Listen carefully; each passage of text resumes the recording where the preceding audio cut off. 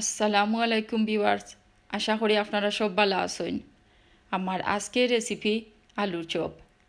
আলুর চপ অনেক লাখান বানানি যায়। আমি আইজ একটা সুজা রেসিপি দেখাইমু, তে দেখোকা কিলাখান করইন। আমার লাগব 1.5 কাপ আলু। আলুরে সিদ্ধ করি বালা করি আধ দি বাঙ্গিয়া মাশ করে রাখছি। লাগব 3 টেবিল চামচের মতো পেঁয়াজরে আমি খুব ছোটো করে ফলিয়া রাখছি। আর লাগব কাঁচামরিচ, আপনি কতখান জাল খাইতা চাইন আপনি বুঝিয়া দিবা। লাগব আধা চা চামচ গরম মশলার গুঁড়া, লবণ আন্দাজ মতো দিবা। আর লাগব ধনিয়া পাতা। প্রথমে মাশ করা আলুর লগে লবণ, গরম মশলার গুঁড়া আর কাটিয়া রাখা পেঁয়াজ, কাঁচামরিচ, ধনিয়ার পাতা দিলেইমো।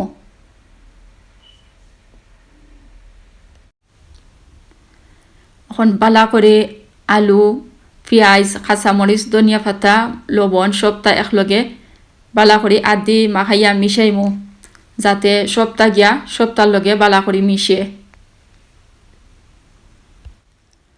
মাখাইয়া রাখা আলু থাকি এখন আতো লইমো। যত বড় আলু চপ বানাইতাম চাই অতখান পরিমাণ আতো লইয়া বালা করি সুন্দর করে আলুর চপে শেপ দিমো। সুন্দর করে আলু চপে শেপ দেওয়া লাগবো, সাইড যাতে ফাটা বা বাঙ্গা না থাকে ওলাখান আদি করতাম হইব। আর একটা টের মাঝে রাখি দিমু। ফ্রোজেন করে রাখতে চাইলে ওলাখান রাখি দেওয়া যাইব, কয়েকদিন বালা থাকব।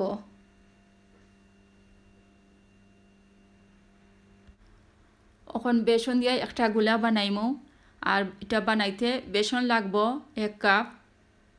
আর দিমু 3 টেবিল চামচ চাউলের গুঁড়ি, আধা চা চামচ বেকিং পাউডার, লবণ আন্দাজ মতো, আধা চা চামচ মরিচের পাউডার, আধা চা চামচ হলুদের পাউডার। একটা বউলের মাঝে বেসন রাখমু আর তার লগে চাউলের গুঁড়িও মিশাই লইমু। বেকিং পাউডার আর লবণও মিশাইমু আর গুঁড়া মশলাও মিশাই লইমু। সবটা এখানো বালা করি মিশানি লাগব।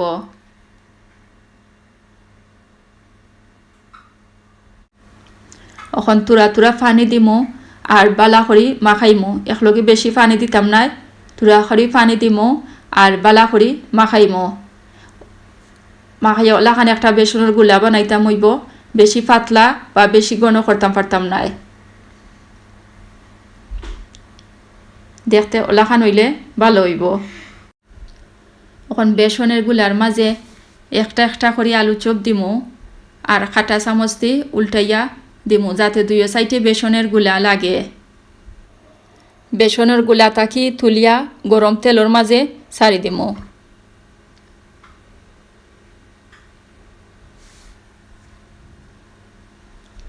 কাঁটা চামচ দিলে আর আতো বললো না, আর আলু চপের সাইডে একটা আতর কোনো দাগ থাকতো নাই।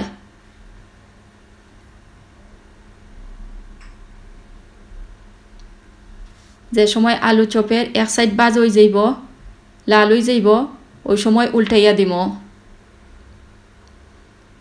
আর আরেক সাইডও বাজমো। মিডিয়াম হিটও বাজা লাগবো আর নাইলে জ্বলি যাইব।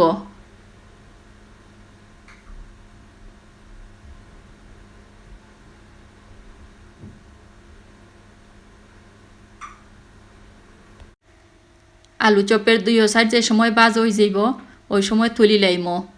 আর একটা প্লেটের উপরে একটা টিস্যু পেপার থইয়া তার উপরে আলু চপ রাখি দিমু, তো এক্সট্রা তেল অ্যাবজর্ব করে লাইব। বাকি যে আলুর চপ রয়েছে ওগুন্তরেও বেসনের গুলা ডুবাইয়া একটা একটা করে তেলও ছাড়ি দিমু।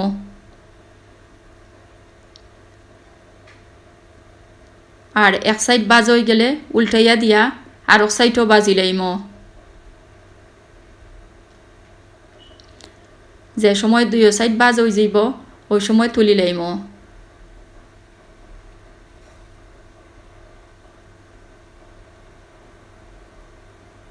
আগের লাখানো সমান তুলিয়া একটা টিস্যুর উপরে রাখি দিমু।